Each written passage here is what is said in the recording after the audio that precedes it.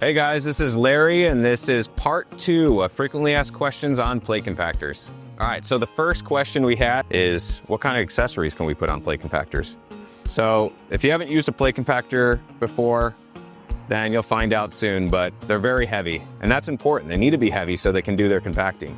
But wheel kits are useful. When you pull it off your pickup truck or your truck, you're gonna want a wheel kit to roll it around on your job site if you can to get to your thing. Otherwise, you're gonna be dragging it. It's gonna be kind of challenging. So the easier it is for you, the less fatigue you're gonna have at the end of the day. So wheel kits are important. These come standard on a lot of our plate compactors like this one. So wheel kits, that's important. So another common accessory for plate compactors is a paver pad. And let me show you what that looks like. So this paver pad, it's kind of like a rubber mat, it's polyurethane, and you're gonna place it underneath the plate compactor and kind of bolt it in.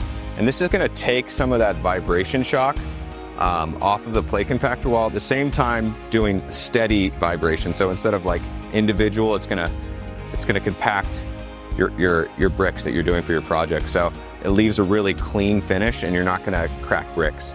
Before this, it was a potato sack, so big improvement. The third accessory that I'd like to talk about is water tanks like this one. You're just gonna put water in it. It's just a drip through the sprinkler system underneath the plate, and the vibrations kind of smooth it all around, and it works great. So you're going over this asphalt, it's not sticking, it's compact, it looks great.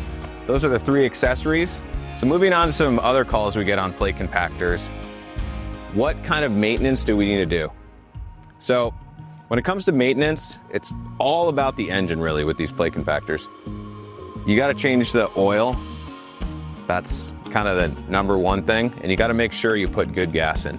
So if you have high octane gas, you're gonna have a lot less issues with fuel related problems.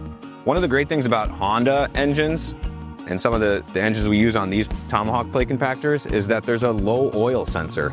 So you could pull this recoil starter and try to start the engine all you want, but if there's not enough oil, that engine's not gonna start. It's protecting itself. The piston is not gonna lock up.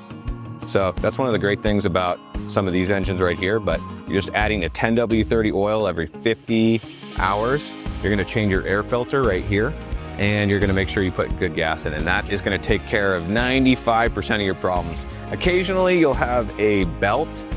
You'll see on the other side of this, there's a belt underneath here that'll break, maybe every 500,000 plus hours. And, these belts you can find from the manufacturer, or you can sometimes find them at O'Reilly's or an industrial store, but they're pretty standard V-belts. You might want to change those. So just to go over the quick maintenance schedule for particularly an engine on a plate compactor, daily maintenance should include checking fuel level, checking engine oil level, checking your fuel lines that they're not cracked, checking your air filter, and tightening all hardware if loose. After your first 20 hours, you're gonna check and adjust the V-belt. Additionally, you're gonna change your engine oil at 20 to 25 hours on the first use. Every 50 hours, you're gonna change your air filter, check your belt, and check your oil. Every 100 hours, you're gonna check your spark plug, your clearance valve, your engine oil, and your air filter. And then every 300 hours, you're gonna check your exciter oil, which is located in the front. But generally, this exciter oil will last up to 1,000 hours. All right, guys, you made it through. Thanks for learning about Tomahawk plate compactors. If we didn't get one of the questions you had answered, leave a comment below with your question. We look forward to being part of your success, and we'll see you guys out there in the field.